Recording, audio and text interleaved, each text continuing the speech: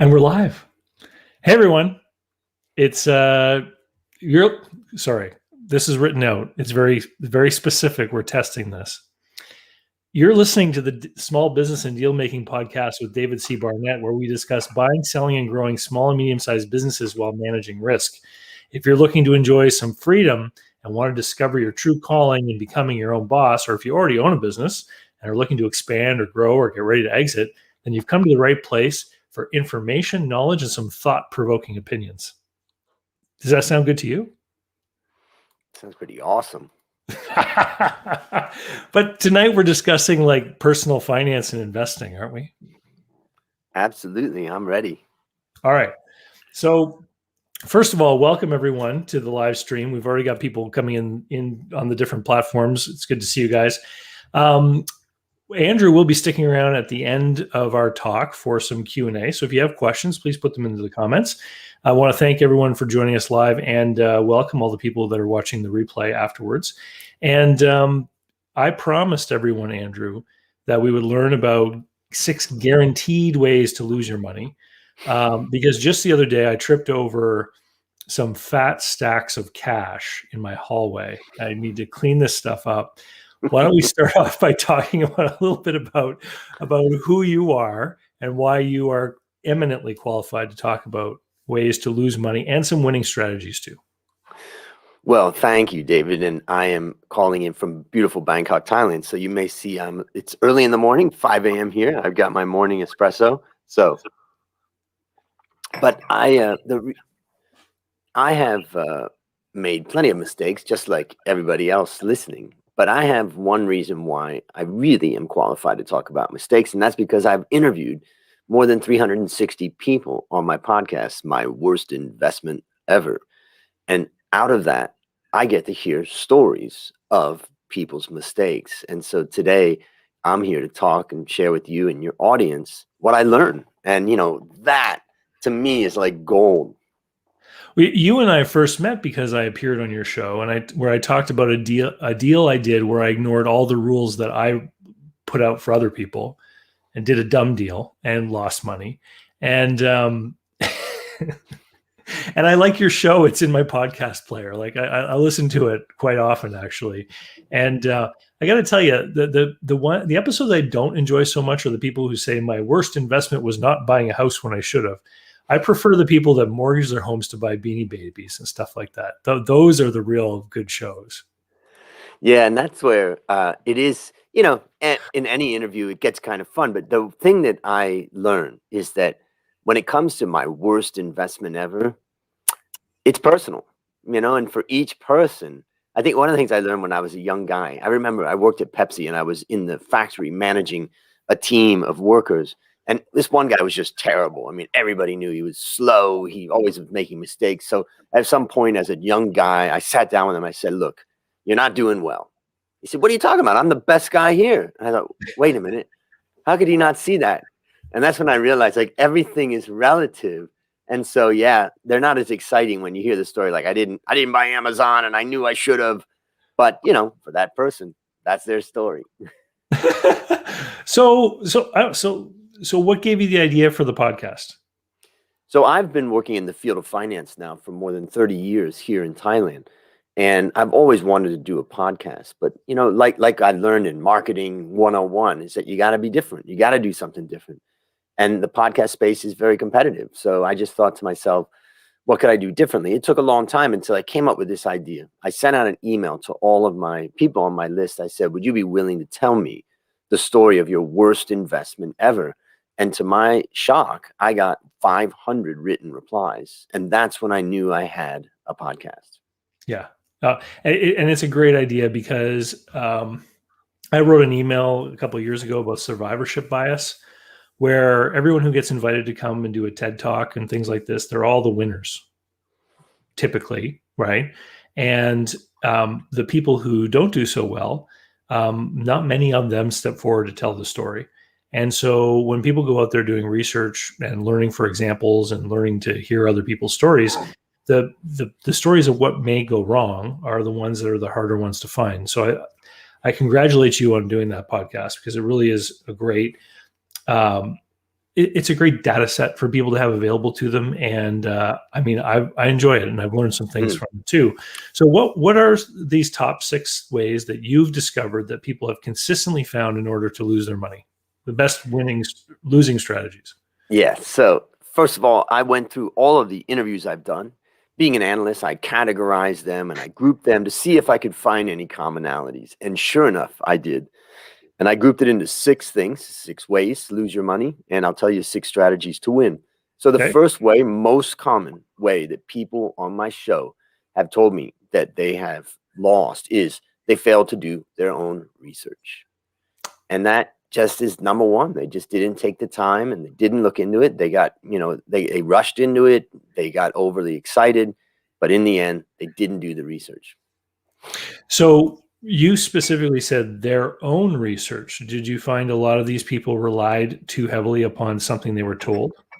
Yeah, if you use Grammarly, it's going to tell you no need to put the word own research there because it's already kind of implied. But I really wanted to reinforce the fact that, as I like to say, people say, well, how should I learn what to invest in? I said, well, the first thing is never invest in anything that anybody contacts you about.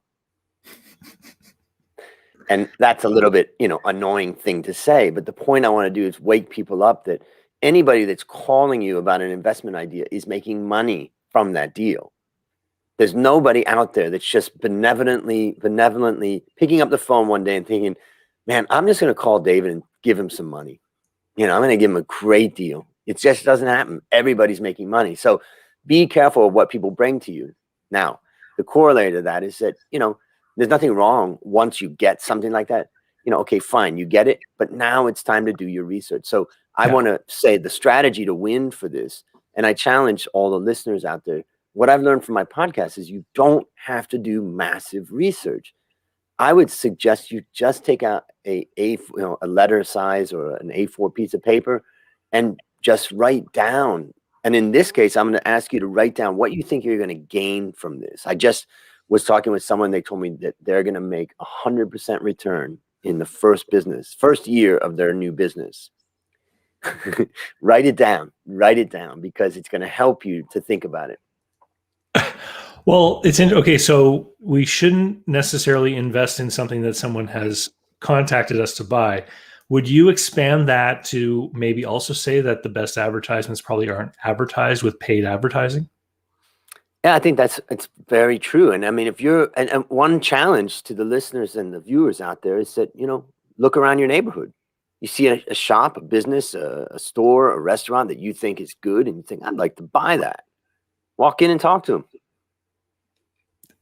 That's just, and I think, you got a lot of experience in that kind of stuff. And, I'm more of a stock market guy, but I do have startups that I own and have invested in. And the fact is that, I don't want people to think I'm crazy because, you're never going to talk to someone that calls you, but I want you to be very aware that people that are calling you to make money from you.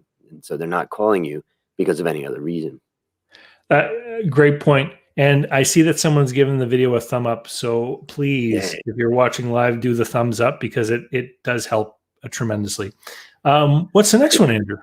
Okay, so the next one is number 2, and that is fail to properly assess and manage risk. And these are 2 I spent long time writing these out because I really wanted to make it clear. The idea of assess risk, I use to think about before you buy something. And then manage risk is after you buy something. And so what I mean by that is that people don't really look at the downside. And, whether that's, working capital or that, I bought this, one of my guests bought a restaurant and didn't realize that there was a huge amount of inventory that they had to have. And so that's the assessment of risk. And then the management of risk is kind of the way you, for instance, one of the best examples is just that if you see a stock that you really like, well, wait a minute, hold on. Think about making sure you've got a portfolio of stocks, not just one. It's a little bit like I explained in one of my courses, which is it's the idea of jumping in a car and not putting on a seatbelt. If you don't diversify, you're taking on unnecessary risk. I think this is a great point because you mentioned restaurants and you mentioned about the inventory of food. I've known many restaurateurs, and I'll tell you, the ones who really come across as knowing what they're doing, especially, are the ones who talk about their menu. And I know a guy who actually went to school for restaurant management, and he said that one of the very first tools that you ever plan when you're going to plan a new restaurant or a renovation is the first thing you actually need is the menu, because the menu is going to dictate what kind of equipment you want in the kitchen. But the other thing he was talking about was inventory management, because what you want to try to do as much as possible is have as many different offerings on the menu that are all made from the same core elements, so that you have the fewest number of SKUs, I guess you would call them, like items, different items, right? So, you think of an Italian restaurant, you think, well, they got the tomatoes and they got the different vegetables, but those same things go in many different dishes. And this is how they avoid having, something go bad because it hasn't been ordered enough. So it's a great point. Yeah, in one of my courses I have called Finance Made Ridiculously Simple, I do spend some time talking about how inventory for traditional business is such an important thing, because it's really the core of what we control as a management, as a manager. So I want to tell you a little story about this, because we've given the problem, meaning you failed to assess and manage research, but I want risk. What I want to do is just give you a way out here, and that is, I've told you to take a piece of paper and write down your gains. Now I want you to take the other side of that piece of paper, and I want you to write down the risks. What could go wrong? And try to understand the probability of them, the severity of those risks, and then start to think about those risks. Now, the story that I want to tell you is that I have a business in Thailand called Coffee Works with my best friend, Dale. We've had that business about 25 years. So it's an old startup, but it's still going. And Dale came to me and said, we've got an opportunity to expand into Vietnam. And that opportunity would be to partner with a particular company and take over the business of another. And what Dale did is, we agreed, go out and look at that opportunity. Dale went out and looked at that opportunity. He spent about 4 months pulling together all the analysis. And then we met on one Monday night, and he presented only the upside. And he presented the revenue expectation, everything. And then we ended the day, and then we went home. And then a week later, we had previously agreed that we're going to meet on that following Monday, and we're going to talk about only the risk. And when we did that, we sat down, and it was no longer a threat. Dale didn't feel threatened about his idea. We were both giving ourselves permission to go in there and talk about the risk. And once we went through all of that, we ended up deciding not to do it. And I'm glad that we made that decision, because what we saw was that we had lower risk ways of expanding our business here in Thailand.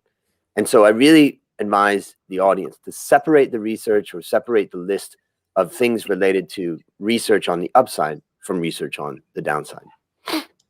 I think that's a great idea. And I've seen so many people over the course of my years get really excited about a business. In fact, it's sometimes called buyer fever. It was a term I learned from Ted Leverett like 10 years ago, where people get so excited imagining what it's going to be like to be the owner of a business that they then start to make certain lapses in their due diligence and their thinking and their logic. And I've seen that again in another situation. Remember the guy with the razors who enjoyed the shave so much he bought the company? Yeah. Mm-hmm. Yeah. Well, there were people that do that. They enjoy eating breakfast so much at the franchise, they decide to buy the franchise, and later realize that once you own it, you don't just get to eat there anymore. You have to do everything there, and it's not nearly as exciting. Well, another great term for that was Michael Gerber's term of entrepreneurial seizure, where you just get in the throes of it. And so, yeah. So that's number 2. Would you like to hear number 3? Yeah. So number 3, so we're moving down the list, and this is a less common, but still a common mistake, and that is driven by emotion or flawed thinking. And when I tried to come up with this third one, I was thinking about separating it into emotions and then separating, thinking process. But when you get into the world of behavioral economics, behavioral finance, it all starts mixing together. And so I decided, let's just keep it all together in one. And so what I just found is that so many people make mistakes with their investing because they either get caught up in this emotion like you described of the, the fever or the seizure. And then the other one is just that people don't use their brain in a good way to analyze things. And that's the flawed thinking. So I think the best way that I can come up to deal with this is to find, explore, and list opposing views, and then discuss them with a knowledgeable and objective person. Andrew, if we had a marketing expert here on the call with us, they would probably say something like, almost all purchases are driven by emotional needs. And when people make an investment, some people they phrase it, I bought an investment, or I'm purchasing an investment. It's a purchase too. And so there very often could be some sort of emotional driver behind that.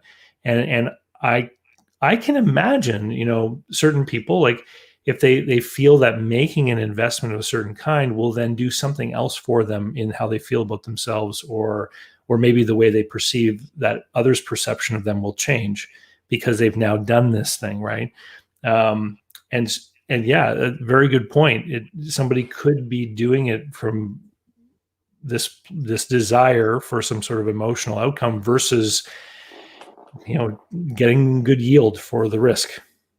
Well, let's flip it and think, well, nobody's saying that you can avoid emotion. Let's flip it and say, let's satisfy the emotional needs of our client. So rather than trying to satisfy our own emotional needs, as a business owner, or, as an individual, I know when I think about one of my courses, when I talk about doing it live and doing it in a boot camp format, what I talk to my students about is transformation. I'm talking to you about transformation. This is not about information.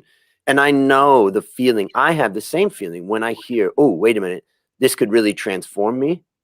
I want that. So use the power of emotion to satisfy your customers. Nothing wrong with that. But be careful of the power of emotion when it gets caught up with money coming out of your pocket. So are you presenting these in the order of frequency that they've come up in the different stories? Yeah, and the first one is the most common. That is failed to do the research. So as we move down the list, it becomes a little bit less. It's not one of those the countdown lists. It's the other way around. Okay. All right. So then we're at number 4. We're on number 4. Okay. Number 4. Now this one just blows me away. I want to just tell you a story about a friend of mine. He's a very smart financial guy, and he lives in Pakistan, and he lives in Canada. He goes back and forth. Very great guy, very smart in the world of finance. And somebody called him and said, hey, look, we've never met before, but I've got this really great opportunity to buy a piece of land just on the outskirts of London.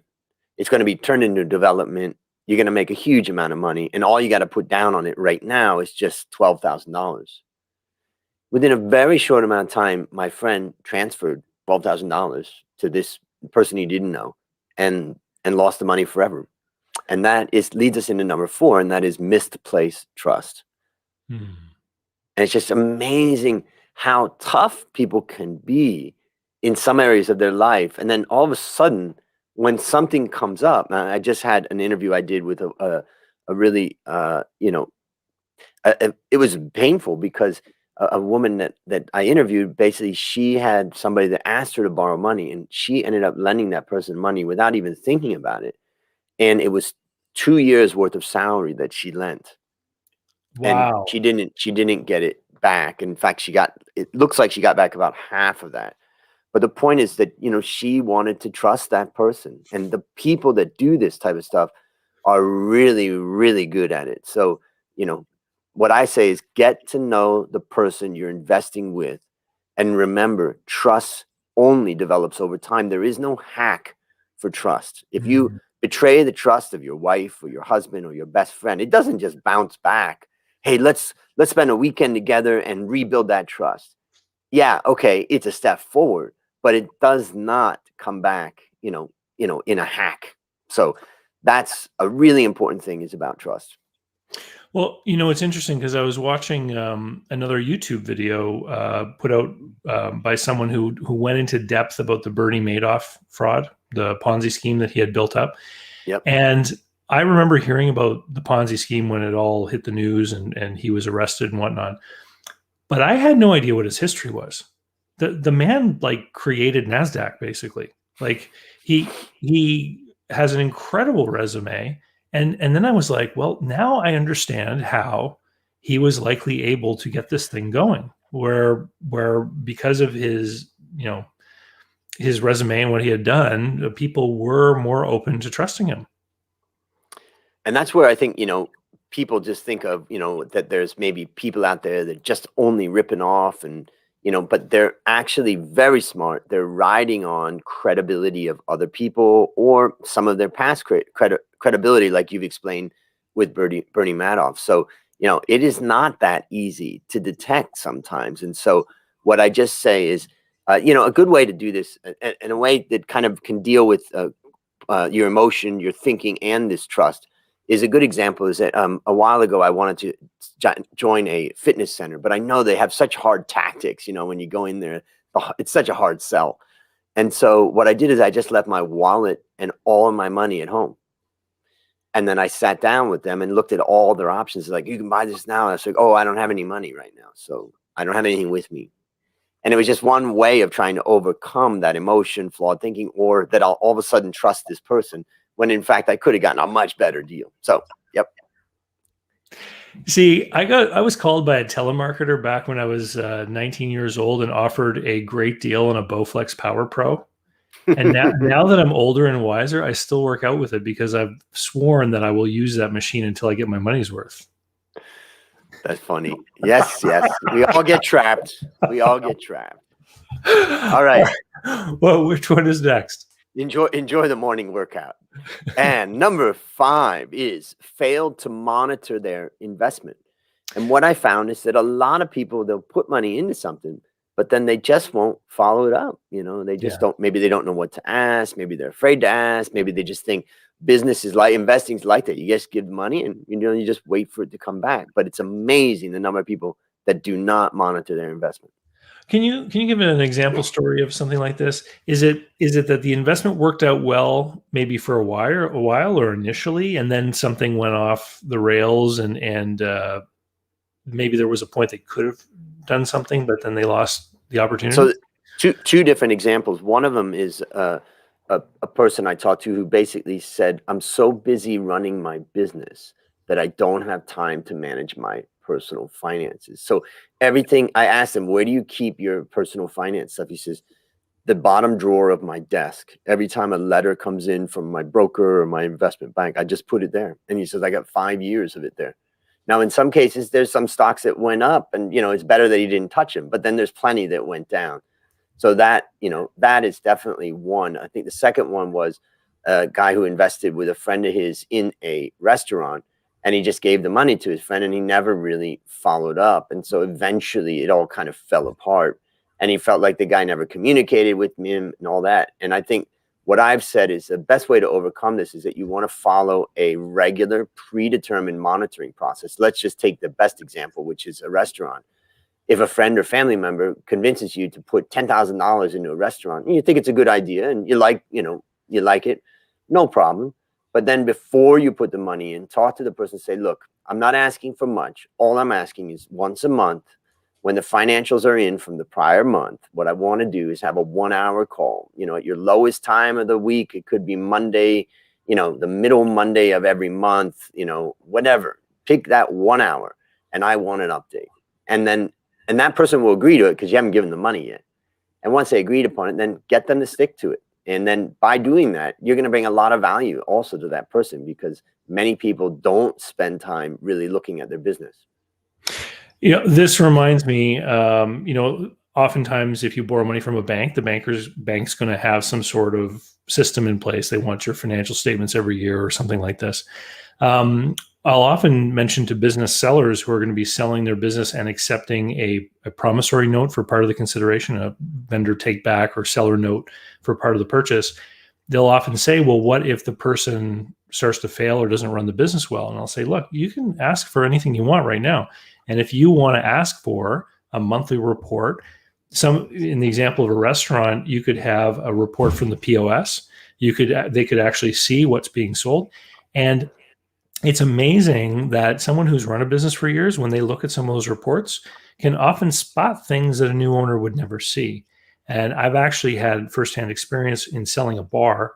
And one of the things that the seller wanted, because he was financing part of the deal, was the monthly report from the automatic liquor dispenser at the bar. And it didn't take more than 3 months before the seller called up the buyer and said, "Look, you have a problem. There's someone stealing from you, and here's how I know." And it was because he knew those numbers. And when things started to go off, he alerted the new owner, who was then able to fix it before it dragged him down into a black hole. Yeah, I mean, that is a great story. And what that tells you is that if you do that with a seller and you're the buyer and you agree upon that, you've just hired a consultant for free. Sort of. Yeah. Yeah. Because they want to get their money. They want you to be successful. That's the whole point of arranging it that way. And I mean, Yeah. don't be an idiot, say you're my partner and we're going to make sure we get you paid out. And if I can pay you out on time or even early, it means I'm making money too. So, that's Mhm. fascinating. I like that one.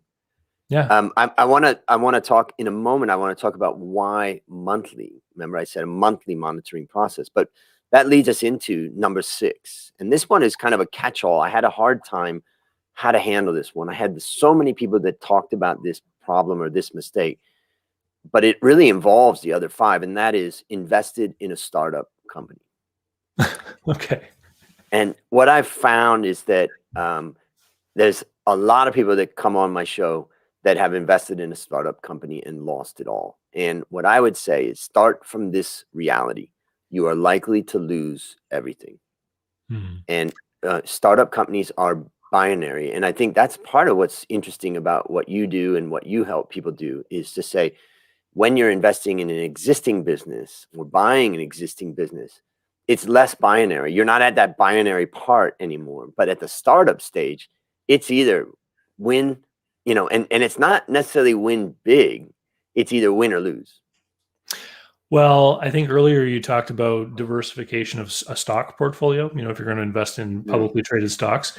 And if you look at the professional investors in startups, the venture capital angel investors, like those types of people, what you notice about them is that they often are people with a lot of money, and they don't put it all in one company. They take a portfolio approach, just like a stock market investor would, knowing that a couple might come out even, a couple of them might be home runs, and maybe 70% of them are going to flop. But they're ready to play those numbers because they can probably afford to lose it all anyway. But for an individual, you know, and of course, when these things get started, people often have to go to friends and family, and that's where people get into this type of stuff initially. It's risky. yeah. Well, I think one of the pieces of advice when people come to me and say, I've got this, angel investing idea and blah, blah, blah. I said, it sounds interesting, whatever. But what I would tell you is that you got to find 9 other investment ideas, that are startup ideas, and make sure you only invest 10% of your money in this one. And they're like, how am I going to find 9 others? I said, well, just the fact that you can't find 9 other doesn't mean that you shouldn't be diversified. And that's where, there are now more and more like platforms that are allowing people to get a diversified exposure to startups and stuff like that. So I've been watching that, but I don't know much about it, but I've seen that. I think that's an interesting, thing. Hmm. So that now I will say I've got some bonus material for you if you're interested. And Some this extra ways bonus, to lose money. yeah, listen, Okay. listen, I'm telling you, it's endless. In fact, it is literally endless, the numbers of ways we can lose money. But I want to make sure we do come to an end. But what I Okay. did is I decided about a month ago to look through all of the interviews I did that were startups and say, well, could I classify those into some common mistakes? And so I came up with 6 common mistakes that the startups on my podcast made. And so the first one is bad hiring decisions. That's number 1, most common mistake. Number 2, poor management of time and people. They thought they were a good manager, but they weren't. Hmm. Number 3, ineffective teamwork and collaboration. Number 4, waited too long to start selling. Number 5, weak accounting and finance. And this is where I say the best tip I can give anybody that's doing a startup is you've got to close your books every single month and review those closed books. And number 6, low product quality. They just didn't have a great product. Okay, so do you know what I take away from that list? All of the things, pretty much as far as I can remember on that list, have to do with just the everyday management of the affairs of a business. None of them had to do with the quality of the idea that sparked the whole thing. Yep. Which is all It's the everyone ever talks execution. about. Everyone talks about the idea, but it's pulling it off and getting the right people in place and hiring people and then making sure that it's made correctly if it's a product or what have you. It's like on the road to your bad execution, crashes you on your road to your idea, and yeah, that is all of it. The last one was low product quality. So yeah, it is really about the fact that, you just hire the wrong people. You don't know what you're doing. It's tough. So those, and I mean, for the listeners out there, this is not necessarily I've interjected my own opinion, but the fact is, this is a survey, and in the academic world, we do surveys, and there's plenty of research that's done on surveys. Well, consider my podcast a survey. I'm asking the exact same questions consistently now, over 360 episodes. Come on over to myworstinvestmentever.com and start, dig into the survey that I've done. Type in words about companies that you're thinking of investing in, or industries, or mistakes, and all that. It's all right there. So ultimately, it's a survey that we can take a lot of value from. Well, and you know what? I'd like to say something about the employee and the hiring and the management of people part of what you just said about those last things, because this is something that I've noticed over the course of time, is that some of the best qualified people out there in the world are trying to get employed by companies that give them a lot of perks and benefits and a sense of security. So if you're a new startup, it's hard for you to offer anything like that. And I've seen people that I've known in my own social circles that were very capable people talk about how they were offered opportunities to go work with startups and just shied away from it because they didn't have any confidence in the future of that enterprise, right?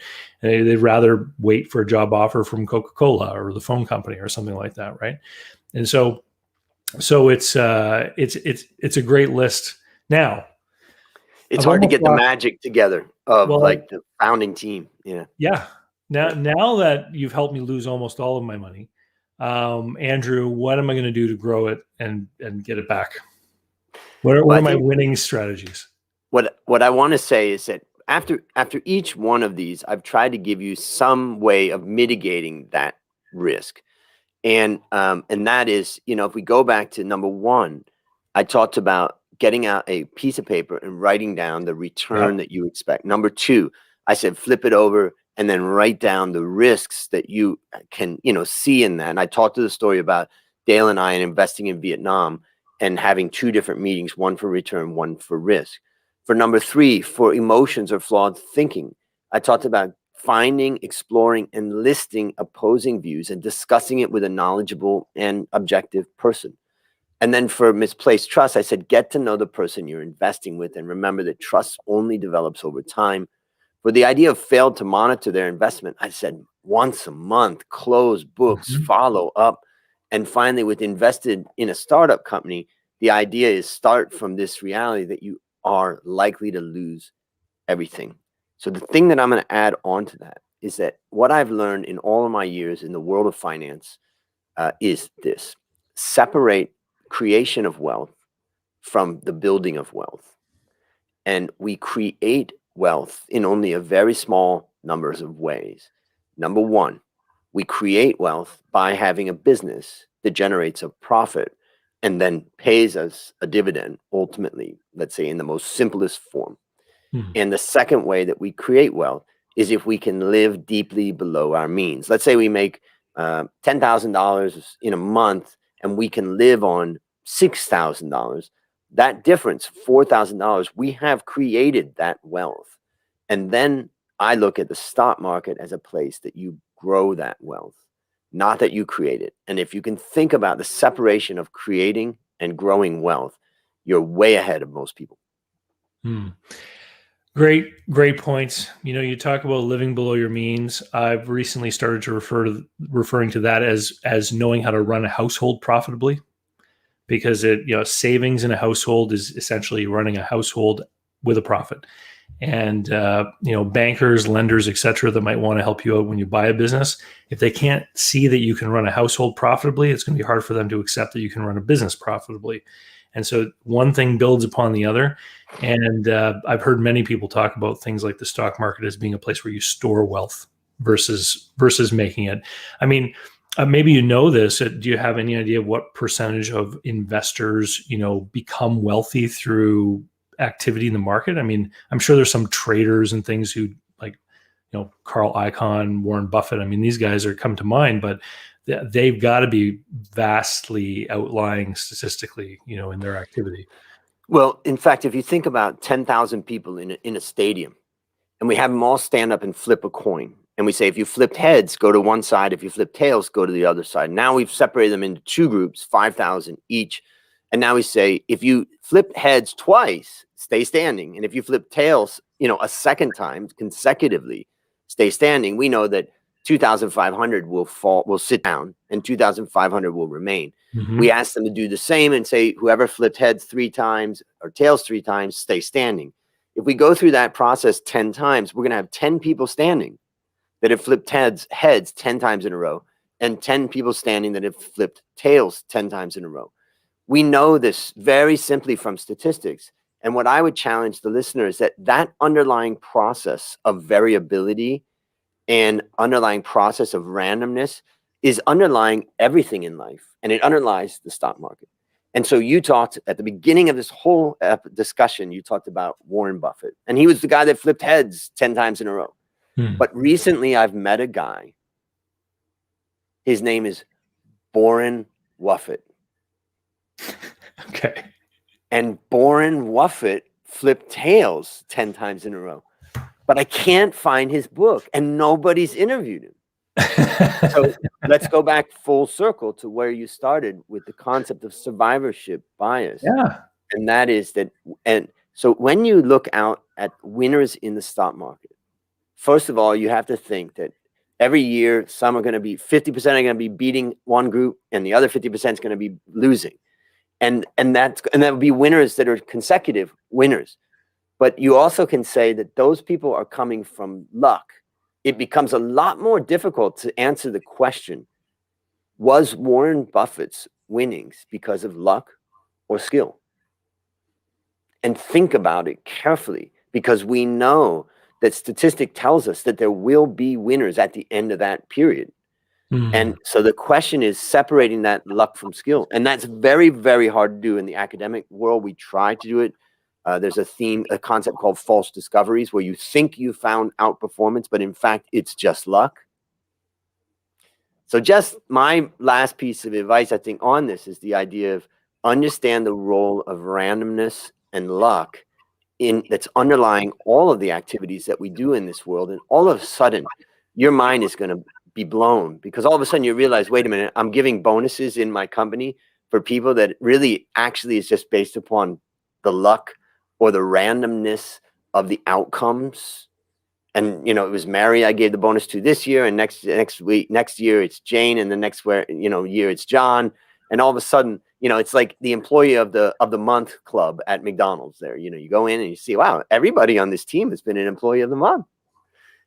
So that I was taught that by one of my teachers when I was 24 years old. His name was Dr. Deming, and Dr. Deming taught me in a couple of sessions that I did that, understand the role of randomness and variability. And once you understand the underlying process that's underlying in everything, then it's going to help blow your mind about the way you think about everything. I've seen this in the world of small business myself many times over, Andrew. I've had discussions with people, and I've left the meeting going, wow, I can't believe that these people are succeeding in spite of all of their efforts. They're doing everything wrong, and nobody should want to do business with them.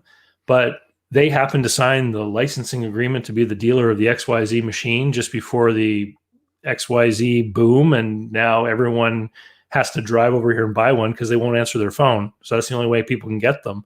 And and you're like, wow, like they're successful in spite of what they're doing, and it has to do with just things that panned out for them. And of course, they take the point that they're business geniuses, that that they obviously are better at doing this than anyone else. It's true. There's a certain amount of luck in things. Two people go out for a walk in the morning, and just by chance, one of them twists his ankle. And that twisting of his ankle leads to a tremendous waterfall of events that lead him into different activities that would have been very different than if the alternate history happened. He walked out and he didn't twist his ankle. And chances are that twisting of the ankle was by luck. Yeah. We got a few comments here from people in the chat room. Yeah.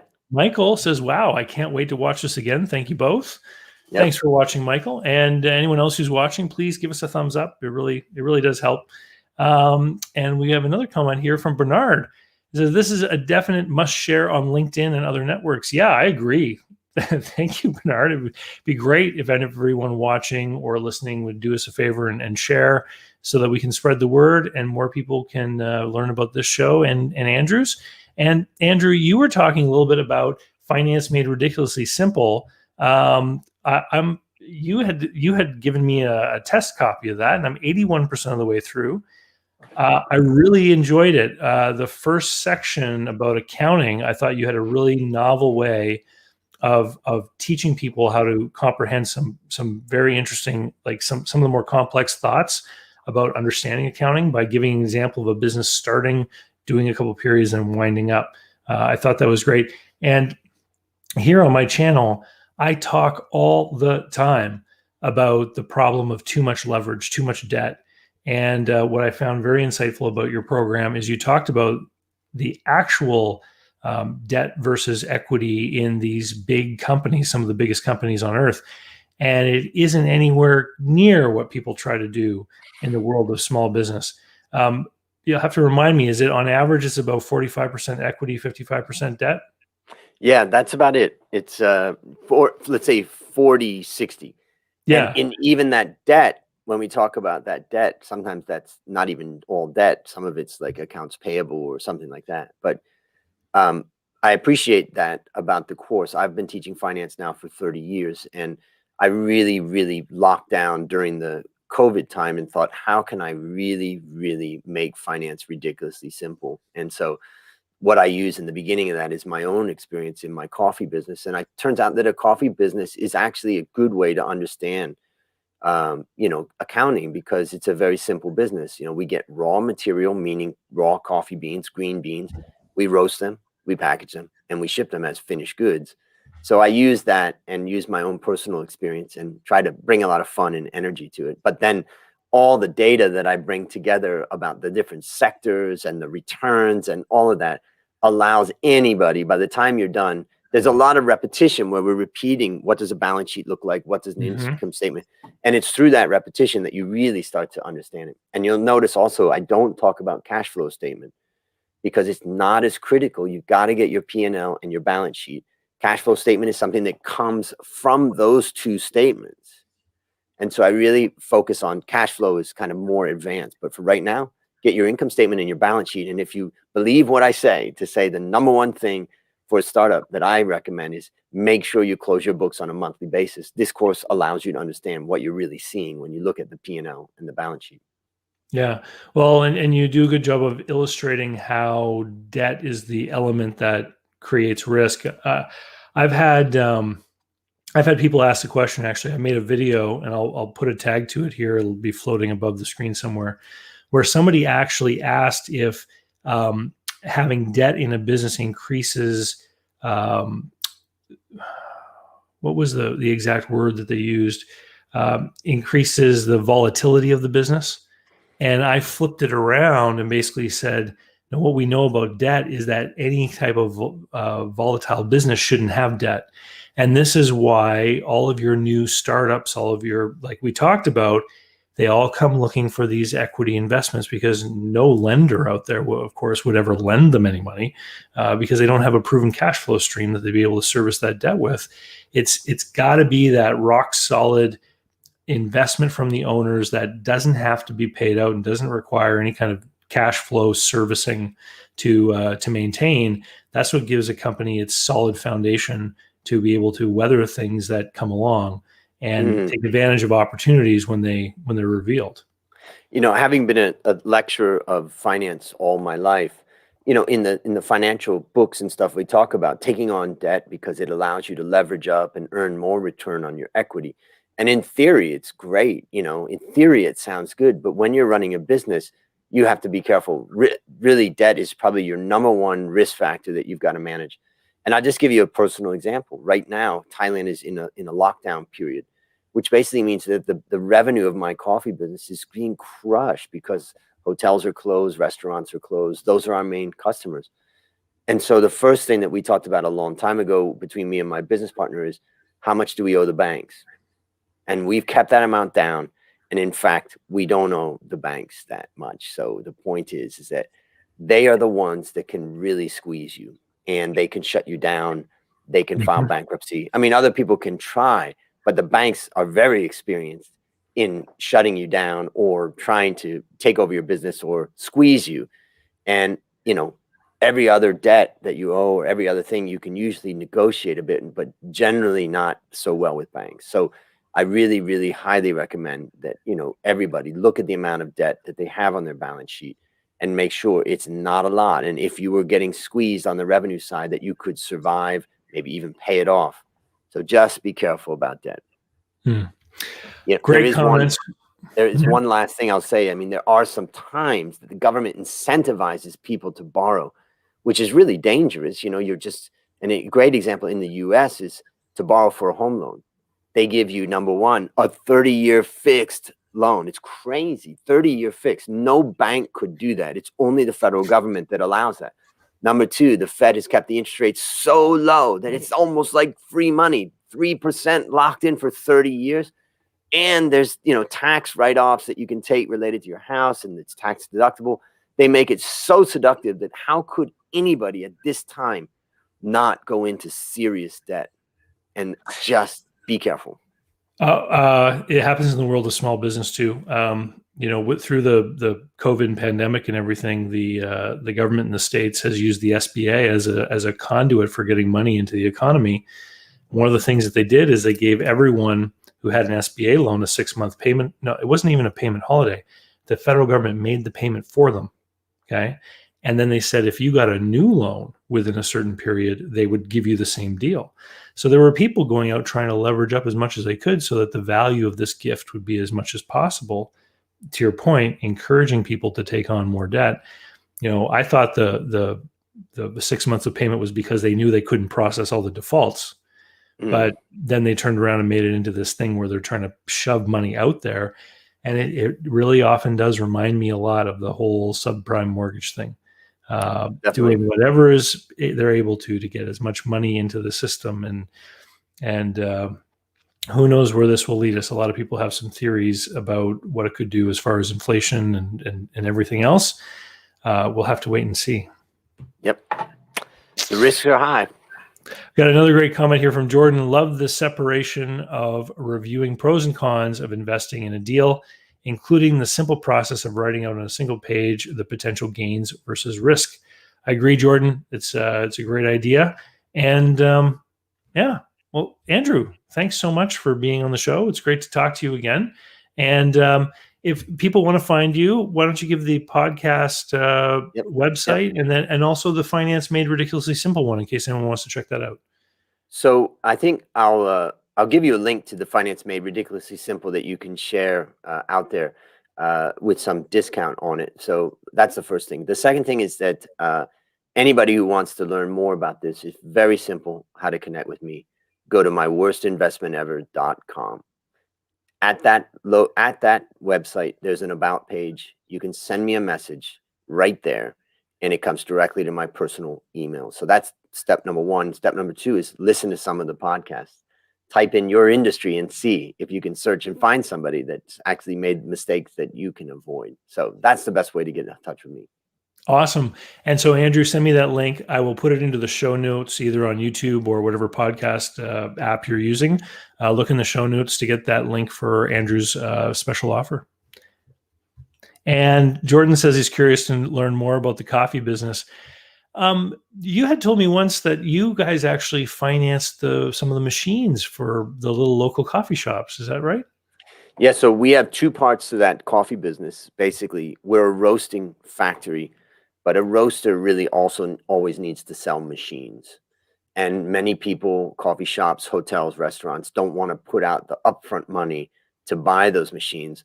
So part of our business is financing those machines. So we sell them, but we also, allow people to make payments, and that means we earn some interest on that. So there's that, of course, makes it a little bit more capital intensive. We have to come up with the cash for all the machines that are out there. But if there's a good return on it, then it's not a bad business. So yeah, the coffee business is something that we've done for 25 years, and it's a great business. And I think the coffee industry is a great industry. It's the thing about it, it had a worse time when we thought we were going to crash in the 1997 crisis. We just looked at each other and say, we're not reinventing the wheel. This is not some startup of some, esoteric type of thing. This is just simply coffee. And last night, now 25 years later, we had our meeting that we have every Monday night. We usually do it over spaghetti at an Italian restaurant nearby. But we had that meeting last night, and we talked about how to handle a 50 to 80% fall in revenue because of government lockdowns, and how do we make sure that we survive through that. And we've already been working through that. But luckily, the two of us have run that business together. Dale is the managing director, and I'm more of an advisor. But the point is that if you're in business and you're doing a small business, don't do it alone. And I think having a partner or having a friend or having someone you can trust is critical. Someone that you can rely on to talk to. It doesn't even have to be someone in the business. Ask a friend that you trust and you like, would you mind if I spend an hour once a month just sitting down and talking with you about this? And I'll listen to whatever you've got. You'd be surprised how many people would say, let's do it. I've always been a big. I was in a mastermind group for over 10 years, and what was great about it is that the members of the group were part of different businesses. There were no similar direct competitors. And the number of times that somebody expressed a certain problem that somebody else said, oh, we do it this way in our business. And it was just like, that was the solution. It's just another industry deals with it. They know how to deal with it. And this is how it's done. And again, like, where can you go to talk about the issues that business owners have, talking about employees, talking about customers, talking about bankers, share gossip about lawyers in town, whatever it is going to be, right? Where are you going to do that? You need to have some friends that are also business owners. And for most people, we have friends that come to us from our days in school or a team that we're on or something like this. You need to have a set of friends that understand your circumstances. Well, I'm in one of my Facebook groups that I'm in is called Create Awesome Online Courses. And a guy named David Siteman Garland, and I really like him, but he had someone in the group said, a friend of mine told me that I shouldn't name it this way. I shouldn't name my course. And David's, I shouldn't follow your way. I should follow my friend's way. And David said, how many millions of dollars has your friend generated in revenue from online courses? And they said 0. So who are you going to listen to? Yeah, it's true. It's true. Ask for help from qualified people. Salvador Reyes says, do you think that there's an economic crisis around the corner? I think for a big chunk of people, there's an economic crisis right now. And this is why governments all around the world are doing things like what we're talking about, is that's what they feel is the solution to help people. There's one of the things that I love to say about economics, and I know one of the famous economists said this, is that studying economics is the study of the things that are unseen, the unintended consequences, and so every action has some other reaction that gets knocked along, and we don't exactly know what those are going to be. So, government reduces interest rates here in Canada, and now we've got, homes in Toronto selling for 14 times the average income. So how do you unwind that? Does the government then announce they're going to create this scenario for the price of houses to crash? That doesn't get people elected, right? Yeah. So what's going to happen? We don't know. Well, I think, Salvador, what I would say is that, in life, everything's a balance. And living in Asia, I think I've learned that everything's a balance. And the point is that when you squeeze on one area, it's going to impact another area. And so, yeah, I think there are risks. I think if you go to my website where I do all my blogs, which is called becomeabetterinvestor.net, I've recently written some stuff about inflation, but I think the big thing we're going to face is that inflation is going to really start to rise. And that's just my opinion based upon the research that I've done. And that ultimately, I believe, is going to put pressure on the US dollar.